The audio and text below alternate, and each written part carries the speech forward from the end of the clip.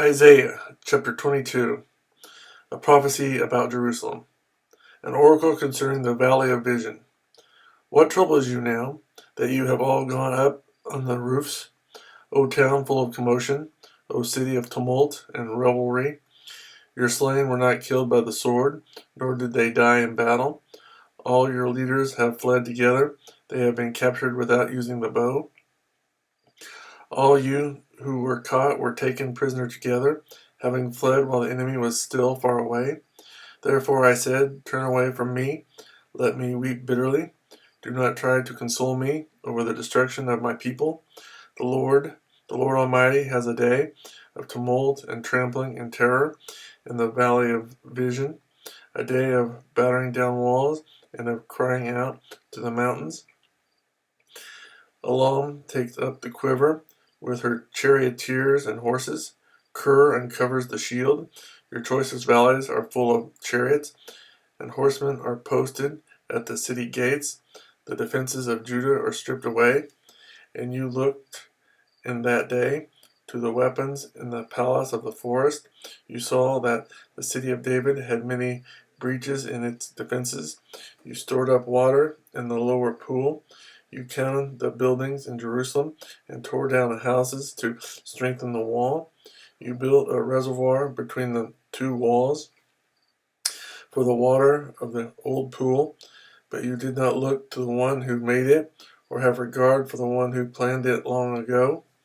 The Lord Almighty called you on that day to weep and to wail, to tear out your hair and put on sackcloth. But see, there is joy and revelry, slaughtering of cattle and killing of sheep, eating of meat and drinking of wine. Let us eat and drink, you say, for tomorrow we die.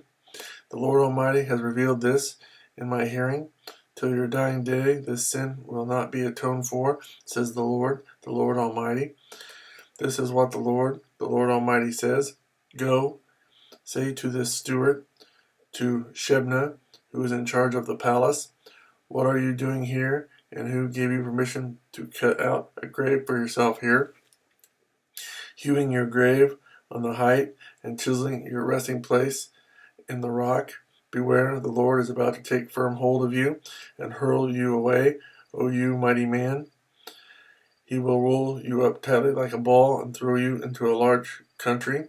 There you will die, and there your splendid chariots will remain, your disgrace to your master's house. I will depose you from your office, and you will be ousted from your position. In that day I will summon my servant Eliakim, son of Hilkiah. I will clothe him with your robe and fasten your sash around him and hand your authority over to him. He will be a father to those who live in Jerusalem and to the house of Judah. I will place on his shoulders a key to the house of David. What he opens, no one can shut, and what he shuts, no one can open. I will drive him like a peg into a firm place. He will be a seat of honor for the house of his father. All the glory of his family will hang on him, its offspring and offshoots, all its lesser vessels, from the bowls to all the jars. In that day, declares the Lord Almighty, the peg driven into the firm place will give way. It will be sheared off and will fall, and the load hanging on it will be cut down. The Lord has spoken.